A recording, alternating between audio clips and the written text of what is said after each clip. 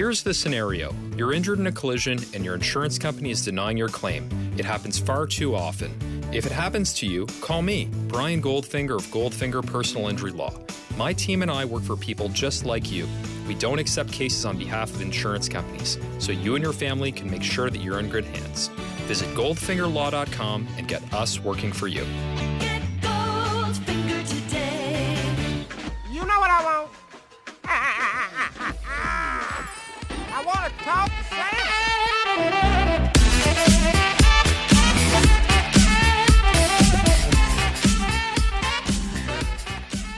Avast ye laggard louts, you're joining the Raptors Reaction Podcast, where they've just tackled and beaten the Grizzlies. Hi, I'm Samson Folk, and you're listening to the Raptors Reaction Podcast, coming to you live after the Raptors beat the Grizzlies, solidified themselves as the Atlantic Division champs for something like the millionth time in a row. They've really dominated that division over the last however many years with Masai Ujiri and Kyle Lowry in tow. They win 108-99 and unfortunately put a real damper on the Grizzlies' future playoff chances and what's going to happen with that team and just basically what's going on over there. The Raptors, obviously, it would have been better for the Grizzlies to win this one. Alas, they do not. But let's jump into the game. We'll start in the first quarter, as most games do, I think. Both teams standing pretty tall with their defense. The Raptors suffering more lapses early on just because of how things were going. The Grizzlies more often able to get the Raptors' defense into rotation towards the back end. The Raptors, as we know, their defense does incentivize a lot of corner three-point shots. And the Grizzlies, I guess they understood that. And so they had some shooters in the corners, and not great shooters, but players who made shots in this game. They hit 7 threes in the first quarter, and I think that was accountable for 21 of their 25 points in the first frame.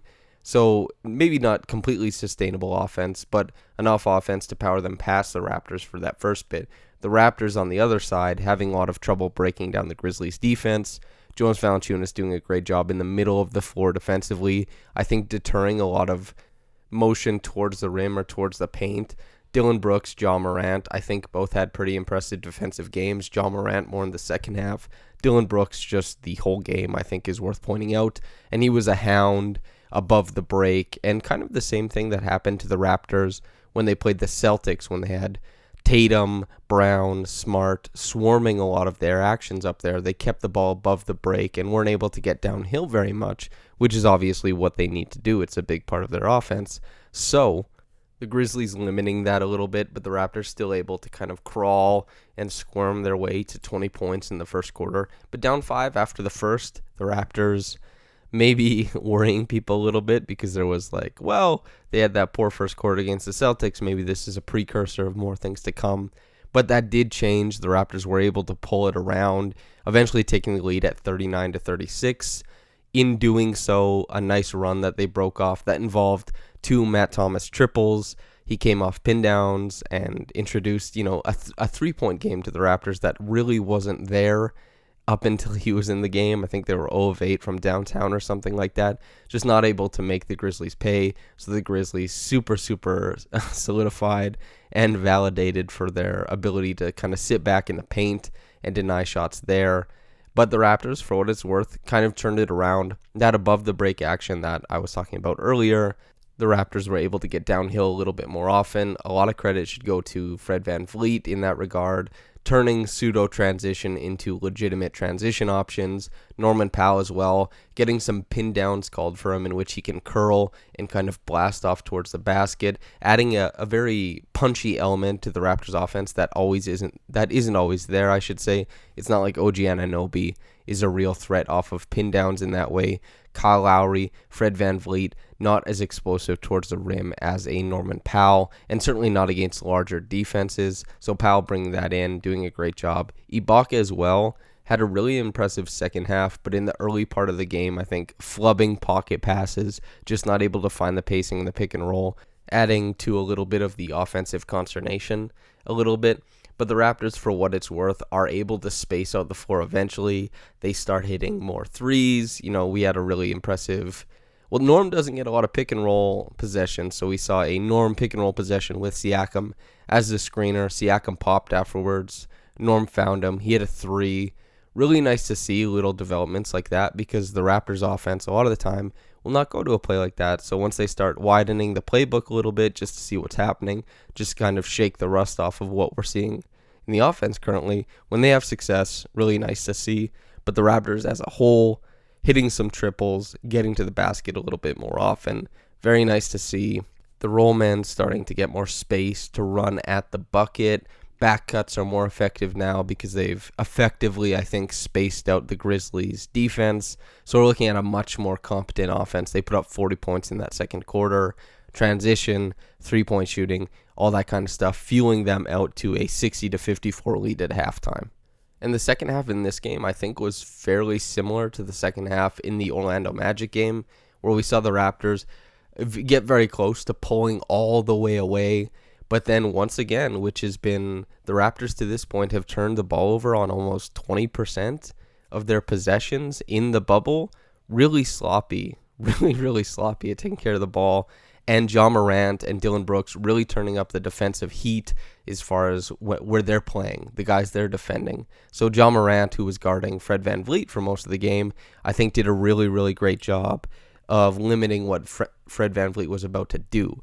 And so while the Raptors, they hit some threes, they had a lot of nice offensive continuity going, that eventually stalled out a little bit in the second half. And towards the start of the fourth quarter, the Raptors gave up a 13-1 run to the Grizzlies, and it brought them all the way back in the game. They got within 3 points, I think, at 95-92, and this was after the Raptors were up like 84-70, 88-71, and for the most part staying 12 to 15 points ahead. And then that rapid offense from the Grizzlies coming in and a complete stagnation in what the Raptors were doing offensively on the other end led to that 13-1 run.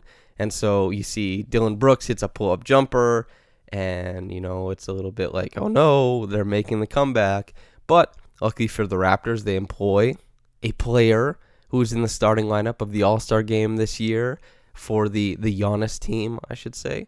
And Siakam kind of took the Raptors under his wing, made 2 back-to-back triples that gave the Raptors some breathing room. This is in the last 5 minutes of the game, so once again leaning into the fact that the Raptors are one of the best clutch offenses in the league, are one of the best clutch teams in the league, and that the playbook gets a little bit more creative down the stretch of games. And Pascal Siakam, after I think having quite a few tough games in the bubble, able to press his advantages as a scorer more often in this one, whereas we're seeing a lot of hesitation on his part in past games. So he wasn't all the way back to classic Siakam that we're very used to, where he's really dynamic off the dribble. He's a heady passer as well. The passing wasn't really there in this one. I mean, there were a couple flashes, but for the most part, he just brought it as a scorer. So that's what he had in this game, and that's how he closed this game out. And I thought that was really impressive that he wasn't all the way back, but he's able to focus in on that aspect of his game. And of course, the defense is there as well. But Kyle Lowry, for example, not really able to create with regularity in this game. And I think that has been something that's been a little bit of a trend over the past 2 or 3 games. Fred VanVleet has been operating as the de facto lead guard, I think. And in this game was for the first half. But Ja Morant, I thought, did a really great job defensively on him. So the offense stalls out, and Pascal Siakam kind of throws the cape on. He's like, okay, if the guards aren't able to create with regularity, I'm going to have to step in, and I'm just going to score the damn ball.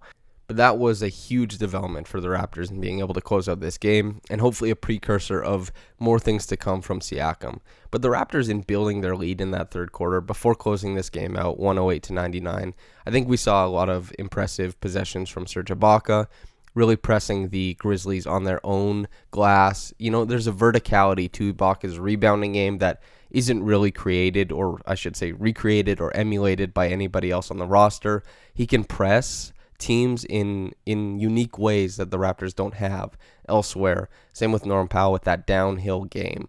And so the Raptors being able to lean on Serge and Norm in this one, really helping them through the lulls of the game and helping them build up that lead that they eventually game up. And just to touch on Marc Gasol before we get out of here, before I talk about the Reggie Evans Award, Marc Gasol doing a fantastic job in this one because he is not a matchups player. He's not a matchup center. You look at him being able to hold Joel Embiid to 0 points in that game earlier this year. You look at him holding Jonas Valanciunas to 0 points in this one. And for the record, Jonas hasn't scored 0 points in a game since January 3rd of 2018. So it's been over 2 years for him. And so you're looking at, he's obliterating his matchup. He's doing fantastic matchup defense, but he's still most effective as a team defender. And so when you look at Marc Gasol, I think we don't talk enough about, as media members maybe, and maybe he doesn't get enough credit from us for his defense. And that's while acknowledging that he gets quite a bit of credit. But if there were to be a player, well, if you're going to put 2 players on the all defensive teams, if Marc Gasol had been healthy this year, I think he would have some heavy consideration for Defensive Player of the Year, which is crazy at his age and this far into his career. And the fact that he won it, I guess, 6 years ago, I think 2013. So you look at a guy who's been able to play this type of cerebral, physical defense for so long.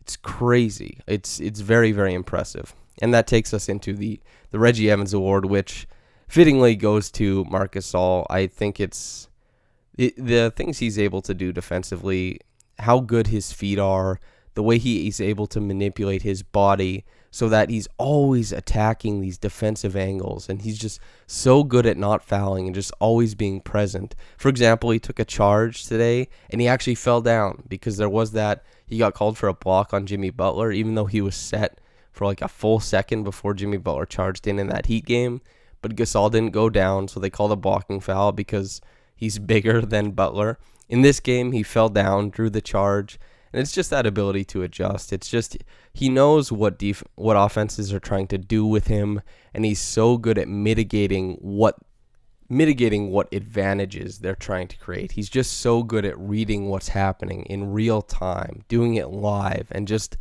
wow. Such impressive defensive work in this one, and even bringing that little bit of offensive punch as well with the corner offense and the split action stuff, and just being able to make those passes above the break that he does adds so much versatility to the Raptors on both sides of the ball. And I think the Raptors have to make a very, very earnest effort to keep him in this offseason, because I think he's a way bigger part of this second-ranked defense than people think. I think he is absolutely pivotal to what the Raptors do defensively. OG, Pascal, Kyle, Fred, all fantastic defenders, but I don't think it's possible without Marc Gasol, and I really do mean that. The top quick reaction comment doesn't really exist in this one, I think, because the top comment is voted up once, but voted down more than that. So I guess like right now I'm looking at the comments, and it just looks like mostly infighting and people being kind of negative, and then people responding to that negativity with counterpoints on behalf of the Raptors. And so mostly, it looks like a little bit of a negative space in the comment section. So we'll just leave the comment section, the top quick reaction comment, out of it for this one, which is the first time that's happened. But otherwise, I don't just want to read profanity or trolling or anything like that. So usually, for the most part, the quick reaction comments have somebody who has a nice read on the game or something interesting to say. But right now, just a quick glance, there's a lot of infighting, which maybe I should have seen coming with the Jonas Valanciunas aspect of this game, and the fact that there are many accounts that are tied to Jonas Valanciunas fandom, and there is some, consternation or disagreements around him, Marc Gasol, and there's also, basically just some trolling going on there. So I'll leave that where it's at. But the Raptors, they're the Atlantic Division champs. They've got it wrapped up. They'll be in the 2 seed. They won't catch the Bucks. And so things are pretty simple, pretty safe right now. They can kind of see they can do whatever they want to with the remaining games. Basically, they can try out some stuff. They can bubble wrap their players for playoff time. So we'll see. But altogether, very good things happening. I've been Samson Folk. Thank you very much for listening. Whether you've gotten into this in the morning or at night, have a blessed day, and goodbye.